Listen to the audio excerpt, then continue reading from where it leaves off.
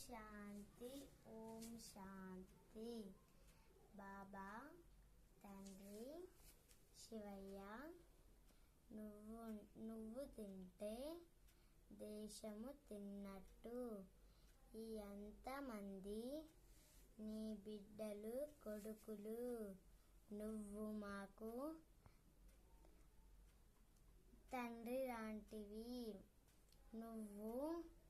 నువ్వు ఈ దేశంని ఎవరు మంచోళ్ళో ఎవరు చెడ్డోళ్ళైనా మంచోళ్ళైనా నువ్వు వాళ్ళని సుఖంలో తీసుకోండి.